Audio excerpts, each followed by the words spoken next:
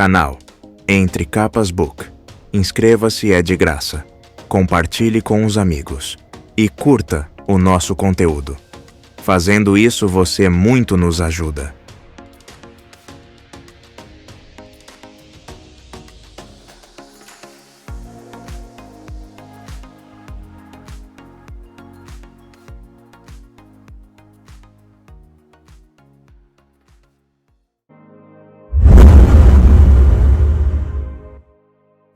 Interlúdios.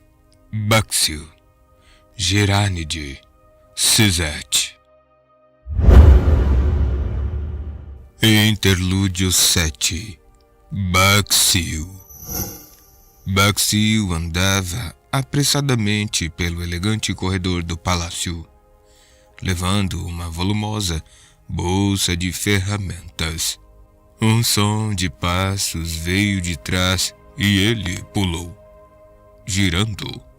Não viu nada. O corredor estava vazio. Um tapete dourado forrando o chão, espelhos nas paredes, teto com arcos coberto com elaborados mosaicos. "Pode parar com isso?" reclamou Ave, caminhando ao seu lado. "Toda vez que você dá um pulo, eu quase acerto você com o susto." "Não consigo evitar", disse Baxil. "Não devíamos fazer isso à noite?" "A senhora sabe o que faz", respondeu Ave. Como Baxil, Ave era emuliano, de pele e cabelo escuros, mas o homem mais alto tinha muito mais autoconfiança.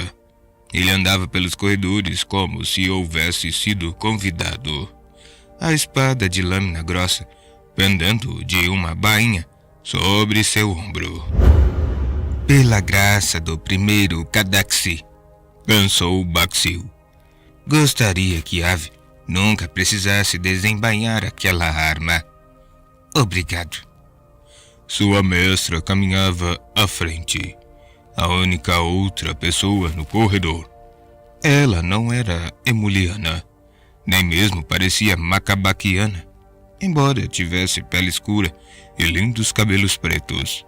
Ela tinha olhos de China, mas era alta e esbelta, como uma letiana. Ave achava que ela tinha descendência mista. Pelo menos era o que ele dizia, quando os dois ousavam conversar sobre essas coisas. A mestra tinha ouvidos apurados, estranhamente apurados. Ela parou na intersecção seguinte. Baxil novamente olhou sobre o ombro. Ave o cutucou com o cotovelo, mas ele não conseguia deixar de olhar. Sim, a mestra alegava que os servos do palácio estavam ocupados aprontando a nova ala de convidados. Mas aquele era o lar do próprio Ashono dos Sábios, um dos homens mais ricos e santos de toda Emu. Ele tinha centenas de servos. E se um deles passasse por aquele corredor? Os dois homens se juntaram à sua mestra na interseção.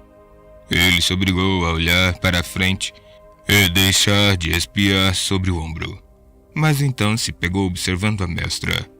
Era perigoso ser empregado por uma mulher tão bonita quanto ela. Um longo cabelo preto, solto e pendendo até a cintura. Ela nunca usava uma túnica feminina apropriada, ou mesmo um vestido ou saia. Sempre calças, geralmente esguias e justas. Uma espada de lâmina fina no quadril. Seus olhos eram de um roxo tão tênue que eram quase brancos. Ela era impressionante, maravilhosa, inebriante, avassaladora.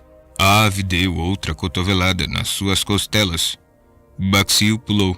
Depois olhou feio para o primo, esfregando o lado do corpo. "Baxil", chamou a mestra. "Minhas ferramentas." Ele abriu a bolsa, entregando um cinto de ferramentas dobrado que tilintou quando ela o pegou. Sem olhar para Baxil, Ela virou no corredor à esquerda. Baxiu assistiu, incomodado.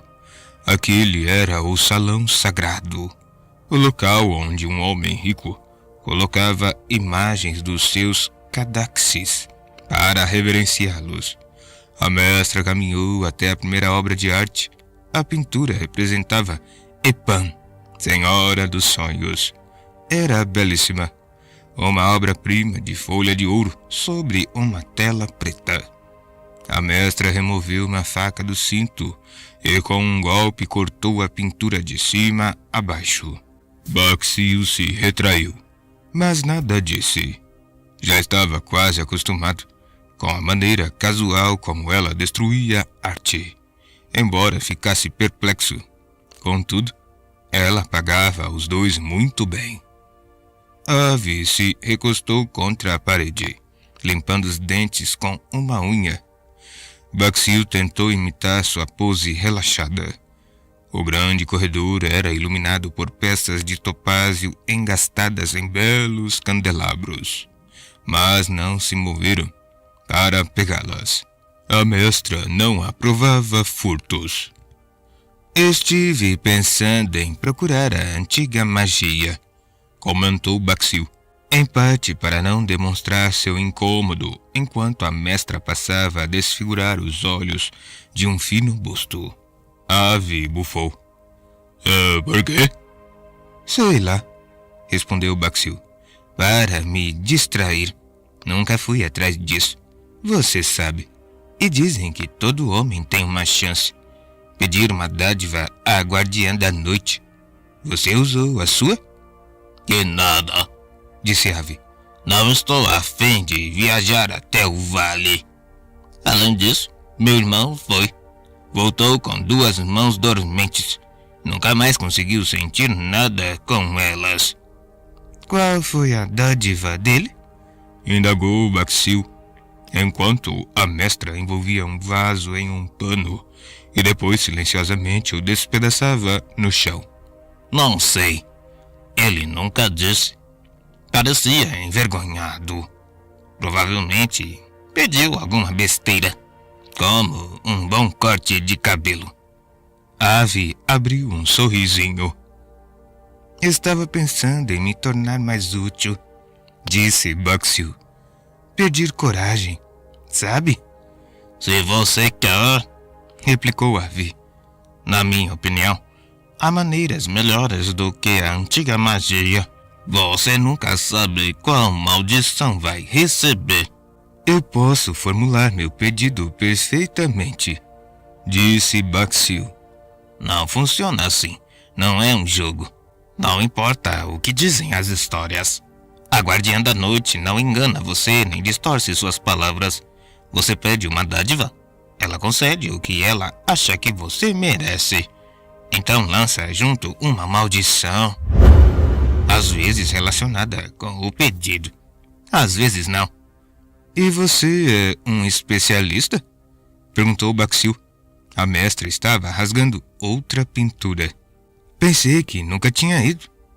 Eu não fui, porque meu pai foi. Minha mãe foi. E também cada um dos meus irmãos. Alguns deles conseguiram o que queriam. A maioria se arrependeu da maldição, exceto meu pai. Ele conseguiu um monte de tecido de boa qualidade. Vendeu tudo para impedir que morrêssemos de fome, algumas décadas atrás. Qual foi a maldição dele? Indagou Baxiu. Ver o mundo de cabeça para baixo a partir de então. É mesmo? É, disse Ave. Tudo ao contrário. Como se as pessoas caminhassem no teto e o céu estivesse embaixo. Mas ele falou que se acostumou rápido. E quando morreu, já nem achava mais que fosse uma maldição. Baxiu sentiu enjoo só de pensar naquela maldição.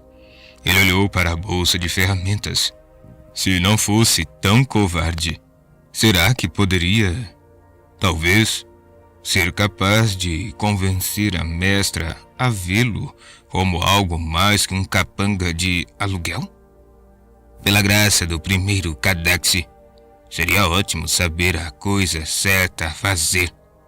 Obrigado. A mestra voltou, o cabelo um pouco despenteado. Ela estendeu a mão. Martelo acolchoado. Baxil, tem uma estátua grande ali. Ele tirou o martelo do saco e entregou-o à mestra. Talvez eu devesse arrumar uma espada fractal, comentou ela, distraída, apoiando a ferramenta no ombro. Mas isso tornaria a coisa fácil demais. Não me importaria se fosse fácil demais, mestra, observou Baxil. Ela bufou, caminhando de volta para o corredor.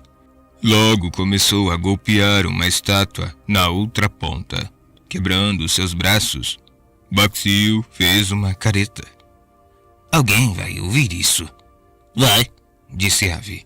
Provavelmente foi por isso que ela deixou a estátua para o fim. Pelo menos as batidas eram abafadas pelo acolchoamento. Eles deviam ser os únicos ladrões que invadiam a casa de homens ricos e não levavam nada. Por que ela faz isso, Avi? Baxil se pegou perguntando. Não sei. Talvez você devesse perguntar a ela. Você disse para eu nunca fazer isso. Depende, disse Avi. Você é apegado aos seus membros? Bastante apegado. Bem, se algum dia deixar de ser, comece a fazer perguntas intrometidas à mestra.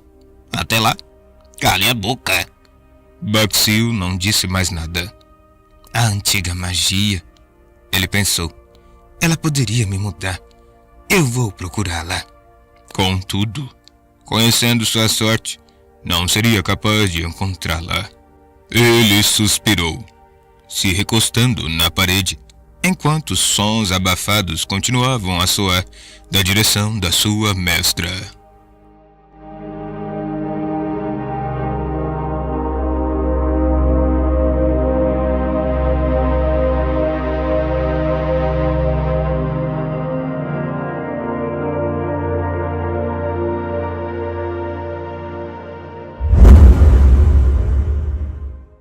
Interlúdio 8.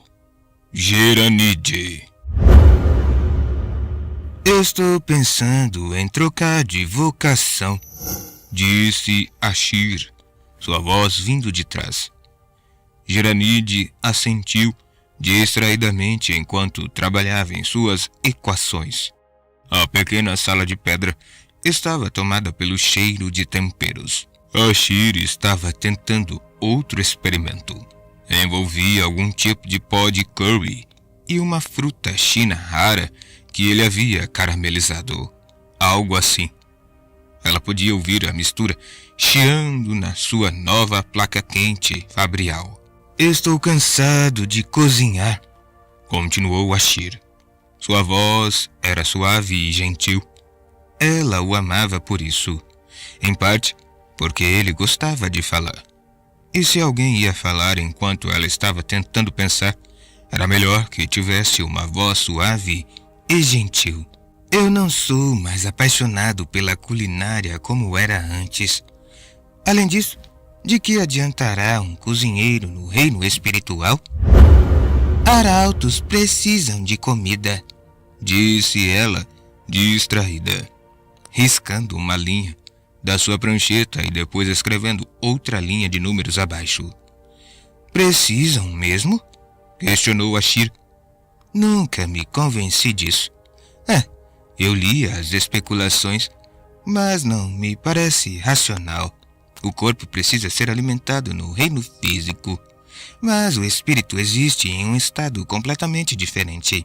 Um estado de ideais, respondeu ela. Então talvez você pudesse criar alimentos ideais. Qual seria a graça disso? Sem experimentação? Eu não faria questão das experimentações, disse ela, inclinando-se para a frente para inspecionar a lareira do cômodo, onde havia 2 esprenos de chama dançando na lenha ardente. Se isso significasse nunca mais ter que comer algo, como aquela sopa verde que você fez no mês passado. Ah, disse ele, nostálgico. Aquilo foi notável, não foi? Absolutamente nojenta, mas feita inteiramente de ingredientes apetitosos. Ele parecia considerar aquilo um triunfo pessoal. Me pergunto se eles comem no reino cognitivo. Será que a comida lá é como a comida que imaginamos? Terei que ler e descobrir se alguém já comeu enquanto visitava Shadesmar. Geranide respondeu com um grunhido neutro, pegando seu compasso e se inclinando mais perto do calor para medir os esprenos de chama. Ela franziu o senho, então escreveu outra anotação. Aqui, querida, disse Ashir, caminhando até ela, então se ajoelhando ao seu lado e oferecendo uma pequena tigela. Experimente isso. Acho que vai gostar. Ela deu uma olhada no conteúdo. Pedaços de pão cobertos com um molho vermelho. Era comida masculina, mas ambos eram fervorosos. Então não fazia diferença. Do lado de fora, podia ouvir os sons de ondas batendo gentilmente contra as rochas. Estavam em uma minúscula ilha recheana, tecnicamente enviados para prover as necessidades religiosas de quaisquer visitantes vorins. Alguns viajantes efetivamente os procuravam, ocasionalmente até alguns dos rechianos. Mas, na verdade, aquela era uma maneira de se isolarem e se concentrarem nos seus experimentos. Geranide com seus estudos sobre esprenos, Ashir com sua química, através da culinária, naturalmente, já que isso permitia que comesse os resultados. O homem corpulento sorriu afavelmente, a cabeça raspada, a barba grisalha aparada cuidadosamente em formato quadrado. Ambos seguiam as regras de suas posições, apesar da reclusão. Não queriam escrever o final de uma vida de fé com um último capítulo descuidado.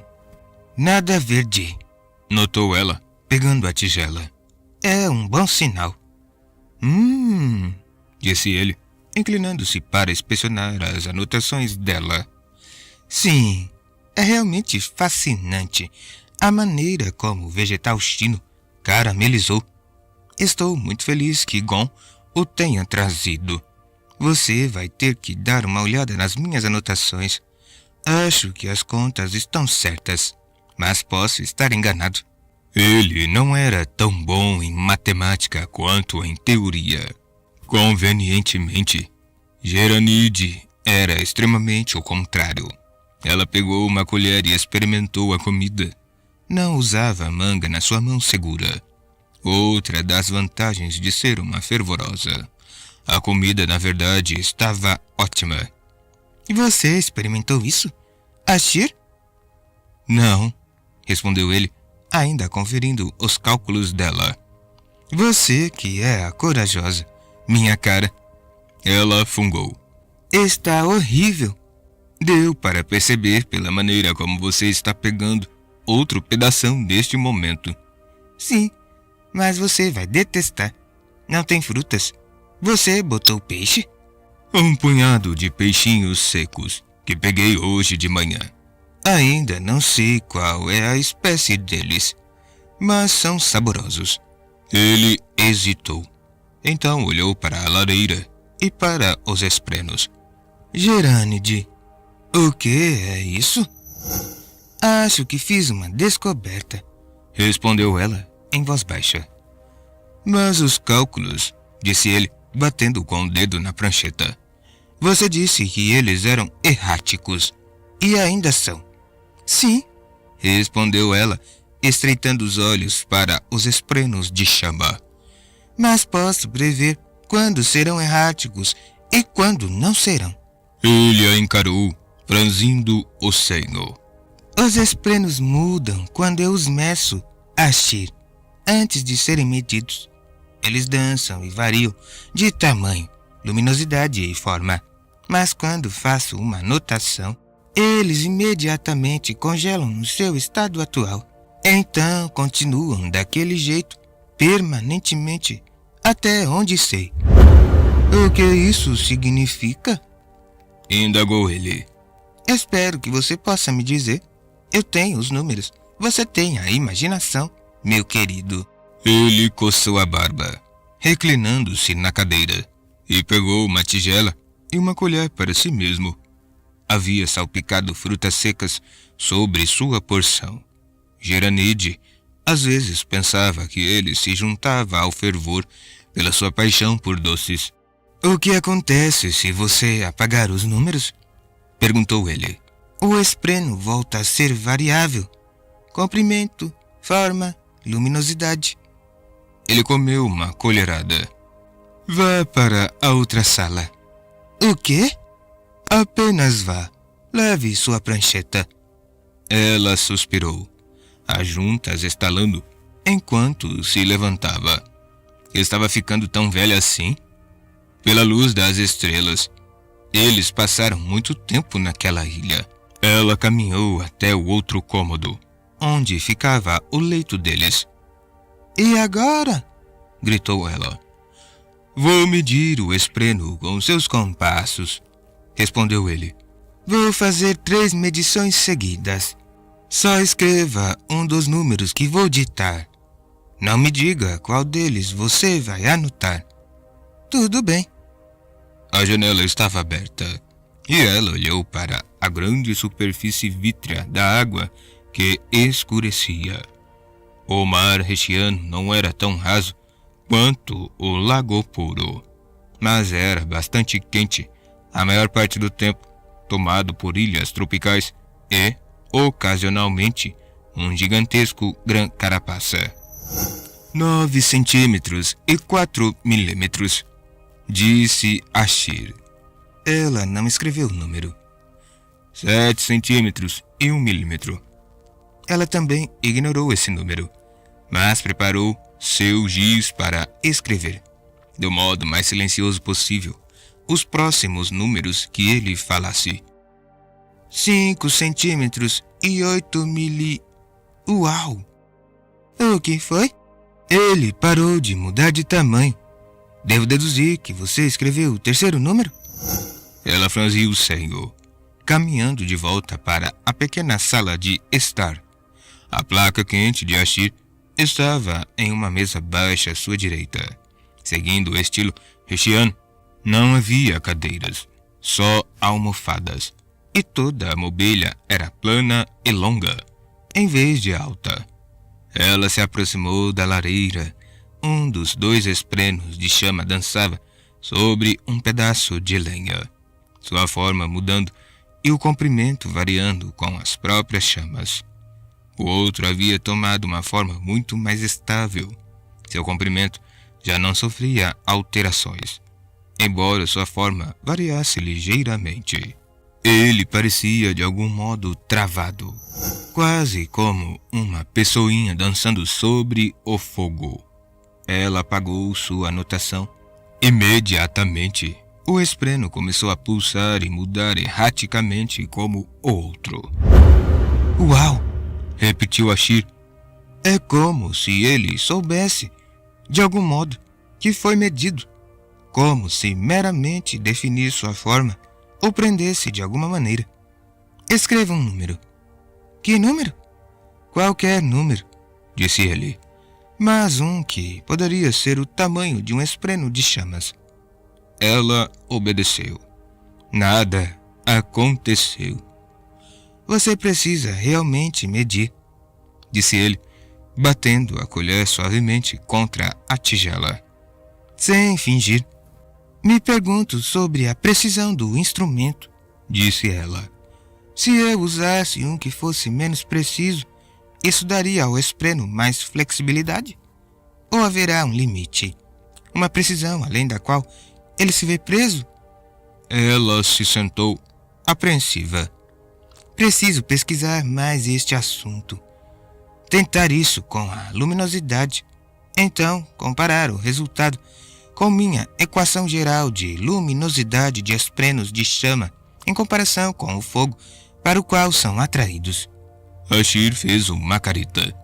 Isso, minha cara, parece muito com matemática. De fato.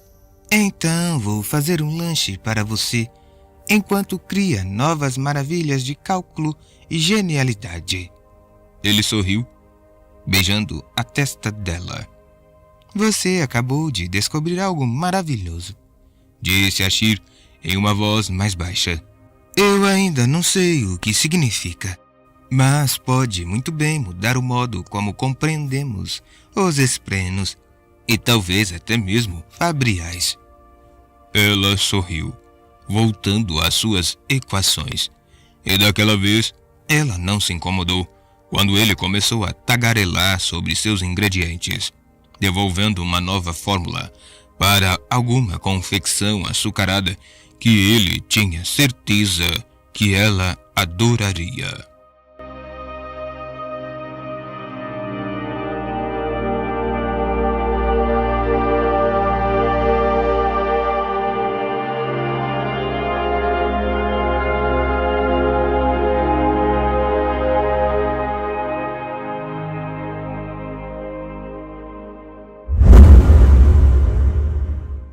Interlúdio 9. A morte veste branco. Suzette, filho Valano, insíncero de Shinovar, girou entre os dois guardas enquanto os olhos deles queimavam. Eles desabaram em silêncio no chão. Com 3 golpes rápidos, ele atravessou sua espada fractal pelas dobradiças e o ferrolho da grande porta. Então respirou fundo, absorvendo a luz das tempestades de uma bolsa de gemas na sua cintura. Ele se acendeu com energia renovada e arrebentou a porta com um chute de força amplificada pela luz. A porta voou para dentro da sala, as dobradiças incapazes de mantê-la presa. Depois caiu com um estrondo, deslizando pela pedra. O grande salão de festa estava cheio de gente, lareiras crepitantes e pratos ressoando. A porta pesada deslizou até parar, e o salão se calou. Sinto muito, ele pensou. Então, iniciou a carnificina. Seguiu-se o caos, gritos, berros, pânico. Suzette saltou para o topo da mesa de jantar mais próxima e começou a girar, abatendo todos ao seu redor. Enquanto isso, certificou-se de prestar atenção aos sons dos moribundos. Não tapava os ouvidos para os gritos, não ignorava os uivos de dor. Prestava atenção em cada um deles. E odiava a si mesmo. Ele avançou, pulando de mesa a mesa, brandindo sua espada fractal, um deus de luz das tempestades ardente e morte. Soldados! Gritou o homem, olhos claros, no outro extremo do salão. Onde estão os meus soldados? De ombros largos e barriga proeminente, o homem tinha uma barba castanha, quadrada e um nariz grande. Rei Anavanar de Jakeved, não um fractário. Embora houvesse alguns rumores de que ele guardava secretamente uma espada fractal. Perto de Suzette, homens e mulheres fugiam desordenadamente, tropeçando uns sobre os outros. Suzette desceu entre eles, a roupa branca ondulando. Executou um homem que estava desembaiando sua espada, mas também atravessou 3 mulheres que só queriam escapar. Olhos queimavam e corpos desabavam. Suzette estendeu a mão para trás, infundindo a mesa de onde saltara. Então a projetou contra a parede, mais distante, com uma projeção básica, o tipo que mudava qual direção era para baixo. A grande mesa de madeira caiu para o lado, atingindo pessoas, causando mais gritos e mais dor. Suzette percebeu que estava chorando. Suas ordens eram simples: matar. Matar como nunca havia matado antes. Deixar os inocentes gritando aos seus pés e fazer os olhos claros chorarem. Fazer isso vestido de branco, para que todos soubessem quem ele era. Suzette não levantou objeção alguma. Não lhe cabia objetar. Ele era um insíncero e obedecia a seus mestres. 3 homens olhos claros juntaram a coragem para atacá-lo. E Suzette levantou a espada fractal em uma saudação. Eles proferiram gritos de batalha enquanto avançavam. Ele manteve o silêncio. Um giro do seu pulso cortou a lâmina da espada do primeiro. O pedaço de metal girou no ar enquanto Suzette colocava-se entre os outros 2, a espada sibilando através dos seus pescoços. Eles caíram juntos, os olhos murchando. Suzette acertou o primeiro homem por trás, perfurando suas costas com a espada, que saiu pelo peito. O homem caiu para a frente, um buraco na camisa, mas com a pele intocada. Enquanto batia no chão, a lâmina da espada cortada retiniu nas pedras ao seu lado. Outro grupo partiu na direção de Suzette, pela lateral, e ele atraiu luz das tempestades para sua mão e jogou-a em uma projeção plena, ao longo do chão até os pés deles. Era a projeção que vinculava objetos. Quando os homens passaram por ela, seus sapatos grudaram no piso. Eles tropeçaram e descobriram que suas mãos e corpos também estavam projetados ao chão. Suzette andou entre eles, cheio de tristeza, golpeando. O rei, pois, se afastava, como se quisesse dar a volta na câmara e escapar. Suzette cobriu o topo de uma mesa com uma projeção plena. Então infundiu a coisa toda com uma projeção básica também, apontada para o umbral da porta. A mesa virou no ar e acertou a saída com um estrondo. O lado com a projeção plena guardando-a na parede. Algumas pessoas tentaram arrancá-la do caminho, mas apenas agrupou-as enquanto Suzette se aproximava, brandindo a espada fractal. Tantas mortes. Por quê? Que propósito aquilo cumpriria? Quando ele atacou Aletkar 6 anos antes, pensou que aquilo havia sido um massacre. Ele não sabia ainda o que era um verdadeiro massacre. Alcançou a porta e viu que estava pisando sobre os corpos de cerca de 30 pessoas, suas emoções arrastadas pela tempestade de luz dentro dele. Subitamente odiou aquela luz das tempestades tanto quanto odiava a si mesmo, tanto quanto odiava aquela maldita espada. E o rei. Suzette se virou para o homem. Irracionalmente, sua mente confusa e fragmentada o culpou. Por que havia promovido um banquete naquela noite? Por que não havia se retirado mais cedo? Por que havia convidado tantas pessoas?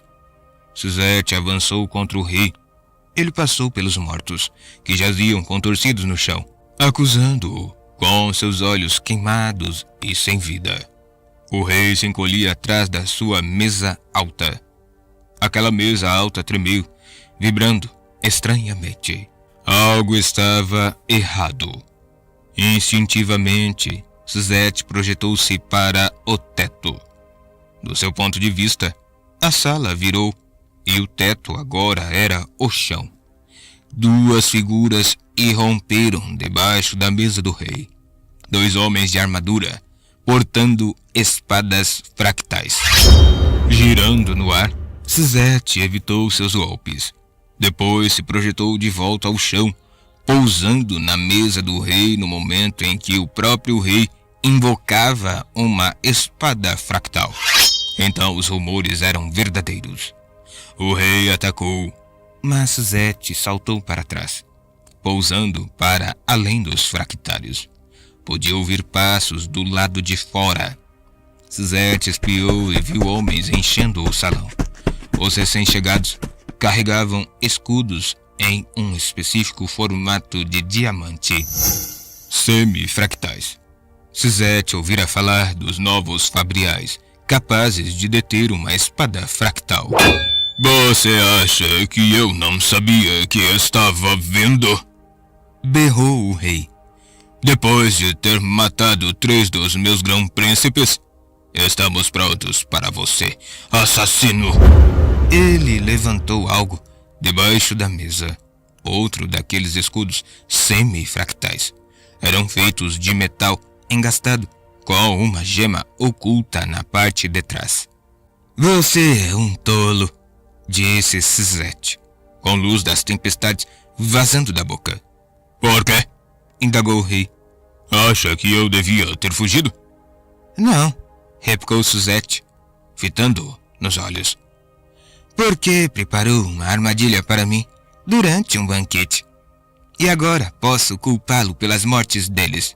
Os soldados se espalharam pelo salão, enquanto 2 fractários de armadura completa avançavam na sua direção, com as espadas desembainhadas. O rei sorriu. Que assim seja, disse Suzette, respirando fundo, sugando a luz das tempestades das muitas gemas dentro das bolsas em sua cintura.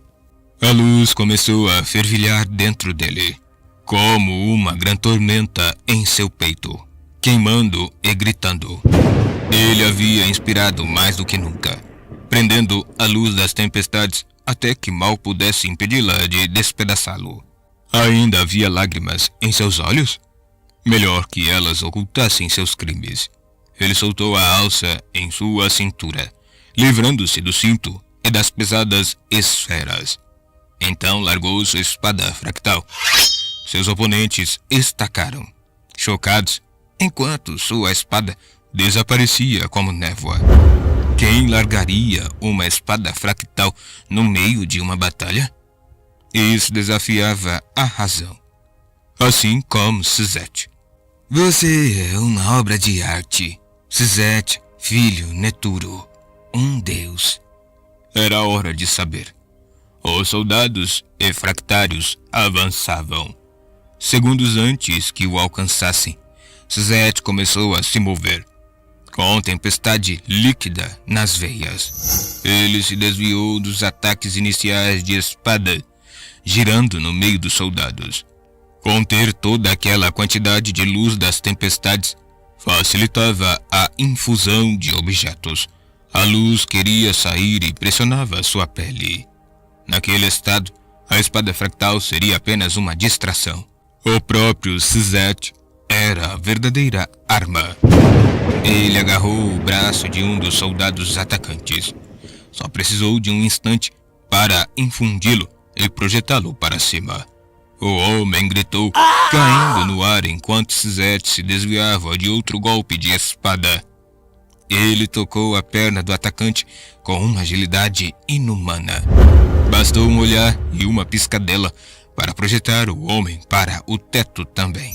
Os soldados praguejaram, golpeando, seus volumosos semifractais subitamente se tornando obstáculos, enquanto Suzette movia-se entre eles, gracioso como uma enguia celeste, tocando braços, pernas, ombros, enviando uma dúzia, então 2 dúzias de homens voando em todas as direções. A maioria deles subiu, mas ele enviou uma barreira de corpos na direção dos fractários que se aproximavam, fazendo-os gritar enquanto os soldados se chocavam com eles. Suzette saltou para trás enquanto um esquadrão de soldados partia na sua direção, projetando-se para a parede mais distante e girando no ar. O salão mudou de orientação e ele pousou na parede, que agora era o chão. Ele correu na direção do rei, que aguardava por trás dos seus fractários. Matem-no! Gritou o rei. Raios os partam! O que estão fazendo? Matem-no! Suzette saltou da parede, projetando-se para baixo enquanto dava uma cambalhota e pousava com um joelho na mesa de jantar. Os talheres e os pratos tilintaram enquanto ele agarrava uma faca de jantar e infundia-a 1, 2, 10 vezes. Ele usou uma tripla projeção básica, apontando-a na direção do rei. Então soltou-a e projetou-se para trás. Ele se esquivou enquanto um dos fractários atacava, cortando a mesa ao meio. A faca liberada por Suzette caiu muito mais rapidamente do que deveria, voando como um raio na direção do rei. Ele mal conseguiu levantar o escudo a tempo, arregalando os olhos quando a faca ressoou contra o metal. Danação! Pensou Suzette, projetando-se para cima, com 1/4 de projeção básica. Aquilo não o puxou para o alto, só o deixou muito mais leve. 1/4 do seu peso agora estava sendo puxado para cima, em vez de para baixo. Em essência, ele ficou com metade do seu peso normal. Ele se contorceu, a roupa branca se agitando graciosamente enquanto caía entre os soldados comuns. Os soldados que ele projetara antes começaram a cair do teto, sua luz se esgotando, uma chuva de corpos quebrados, despencando um a um até o solo. Suzette avançou contra os soldados novamente. Alguns homens caíam e outros ele arremessava longe.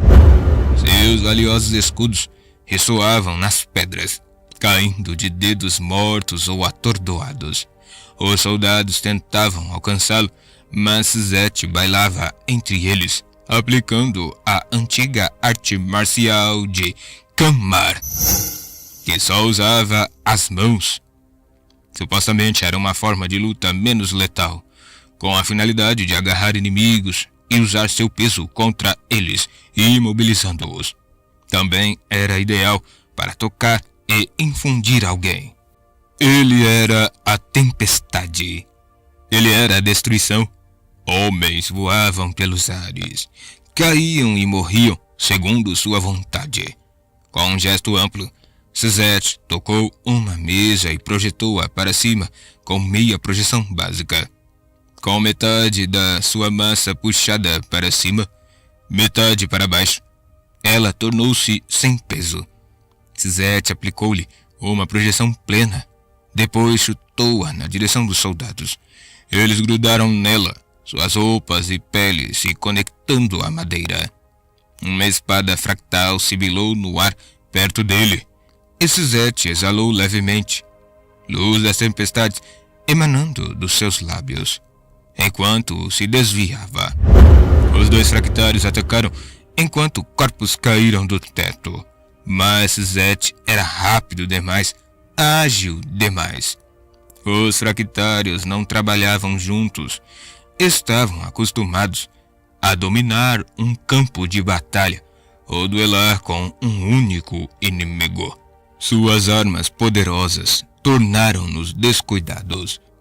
Suzette corria com pés leves, com apenas metade da atração ao solo que era exercida sobre os outros homens. Ele facilmente evitou outro golpe com um salto, projetando-se ao teto para ganhar um pouco mais de altura, antes de realizar 1/4 de projeção para tornar-se pesado novamente. O resultado foi um salto de 3 metros no ar, sem esforço algum. O golpe de que desviara atingiu o chão e cortou o cinto que ele deixara cair antes, abrindo uma das grandes bolsas. Esferas e gemas puras se espalharam pelo chão, algumas infundidas, outras escuras. Suzette sugou luz das tempestades das que rolaram até perto dele. Atrás dos fractários, o próprio rei se aproximava, a arma em riste. Ele devia ter tentado fugir. Os 2 fractários ergueram suas enormes espadas contra Suzette, que se esquivou novamente dos ataques, agarrando no ar um escudo que caía do teto. O homem que o estivera segurando caiu com um estrondo 1 segundo depois. Suzette saltou contra um dos fractários, um homem de armadura dourada, desviando sua arma com o escudo e passando por ele. O outro homem, cuja armadura era vermelha, também golpeou. Suzette aparou a espada com o escudo, que rachou, quase se desfazendo. Ainda barrando a espada, Suzette projetou-se para trás do fractário, enquanto saltava para frente. O movimento o fez dar uma cambalhota sobre o homem. Suzette continuou, caindo na direção da parede do outro lado, enquanto uma segunda onda de soldados começava a despencar no chão. Um atingiu o fractário de vermelho, fazendo-o tropeçar. Suzette atingiu a parede, pousando contra as pedras. Estava tão cheio de luz das tempestades, tanto poder, tanta vida, tanta destruição terrível, terrível. Pedra. Ela era sagrada. Fazia tempo que não pensava mais nisso. Como alguma coisa podia ser sagrada para ele agora? Enquanto corpos desabavam sobre os fractários, ele se ajoelhou e pôs a mão sobre uma grande pedra na parede diante dele, infundindo-a. Suzette a projetou repetidas vezes na direção dos fractários. 1, 2, 10 vezes, 15 vezes. Não parava de verter luz das tempestades nela. A pedra brilhou forte. A argamassa rachou. Pedra rangeu contra pedra. O fractário vermelho virou-se bem na hora em que a gigantesca pedra infundida voava na sua direção, movendo-se 20 vezes mais rápido do que a aceleração normal de uma pedra caindo. Ela chocou-se contra ele, despedaçando sua placa peitoral, espalhando pedaços liquefeitos em todas as direções. O bloco lançou-o através do salão, esmagando-o contra a parede do outro lado. Ele não se moveu mais. Suzette estava quase sem luz das tempestades agora.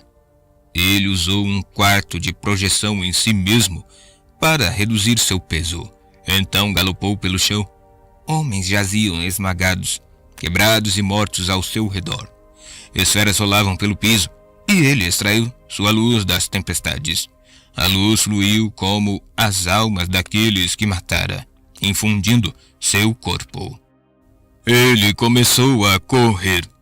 O outro fractário cambaleou para trás, levantando sua armadura e subindo na tábua quebrada de uma mesa despedaçada, cujas pernas tinham se partido. O rei finalmente havia percebido que sua armadilha estava falhando. Ele começou a fugir. 10 batimentos cardíacos, pensou Suzette. Volte para mim, sua cria da danação. O pulso de Suzette começou a ecoar em seus ouvidos. Ele gritou, luz escapando da sua boca como fumaça irradiante. E se jogou no chão enquanto o fractário golpeava. Suzette projetou-se na direção da parede mais distante, passando por entre as pernas do fractário. Imediatamente depois, projetou-se para cima. Ele subiu pelos ares, enquanto o fractário buscava cercá-lo novamente. Mas Suzette não estava mais lá. Ele se projetou para baixo, caindo atrás do fractário e pousando sobre a mesa quebrada. Agachou-se para infundi-la. Um homem em uma armadura fractal podia estar protegido contra projeções, mas a coisa onde estava pisando, não. Suzette projetou a placa de madeira para cima com uma projeção múltipla. Ela subiu com um solavanco, derrubando o fractário como a um soldado de brinquedo. Suzette continuou sobre a tábua, subindo com ela em um golpe de ar. Quando ela se aproximou do teto alto, ele pulou para fora, projetando-se para baixo 1, 2, 3 vezes. O topo da mesa arrebentou-se no teto. Suzette despencou com uma incrível velocidade rumo ao fractário, que estava caído de costas, atordoado. A espada de Suzette formou-se em seus dedos no momento em que ele atingiu o inimigo, a lâmina atravessando a armadura fractal. A placa peitoral explodiu e a espada mergulhou fundo no peito do homem e depois no chão sob ele. Suzette se levantou, libertando sua espada fractal. O rei, em fuga, olhou para trás sobre o ombro com um grito de horror e incredulidade. Seus 2 fractários haviam tombado em questão de segundos. Os soldados restantes nervosamente se moveram para proteger sua retirada. Suzette havia parado de chorar. Parecia que não conseguia chorar mais. Sentia-se entorpecido. Sua mente simplesmente não conseguia pensar. Ele odiava o rei. Odiava-o profundamente. E isso doía. Uma dor física, de tão intenso que era aquele ódio irracional. Com a luz das tempestades emanando de si, projetou-se na direção do rei. Ele caiu, os pés um pouco acima do chão, como se estivesse flutuando. Suas roupas ondulavam. Para os guardas ainda vivos, ele parecia levitar sobre o piso. Suzette se projetou para baixo de modo ligeiramente angulado e começou a golpear com a espada quando alcançou as fileiras de soldados. Correu entre eles como se estivesse descendo uma ladeira íngreme, girando e rodopiando, gracioso e terrível. Derrubou uma dúzia de homens, extraindo mais luz das tempestades das esferas que estavam espalhadas pelo chão. Suzette alcançou o umbral da porta. Homens com olhos pegando fogo, caindo no chão atrás dele. Do lado de fora, o rei corria entre um pequeno grupo final de guardas. Ele se virou e gritou ao ver Suzette. Depois levantou um escudo semi-fractal. Suzette costurou entre os guardas, depois atingiu o escudo 2 vezes, despedaçando-o e forçando o rei a recuar.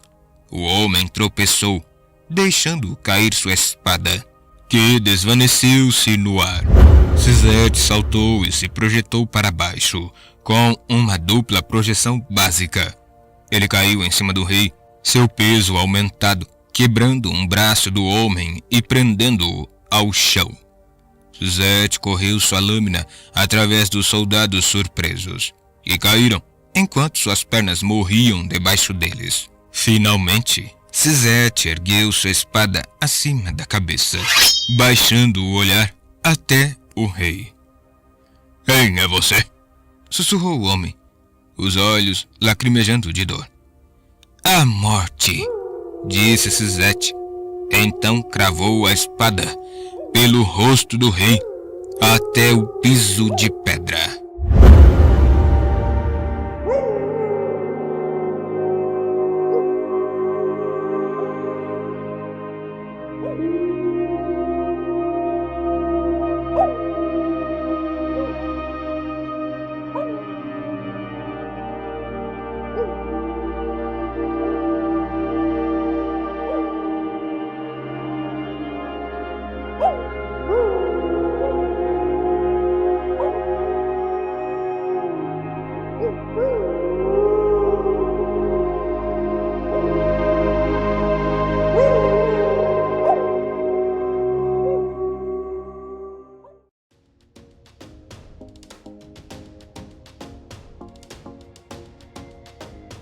Canal Entre Capas Book. Inscreva-se, é de graça. Compartilhe com os amigos. E curta o nosso conteúdo. Fazendo isso, você muito nos ajuda.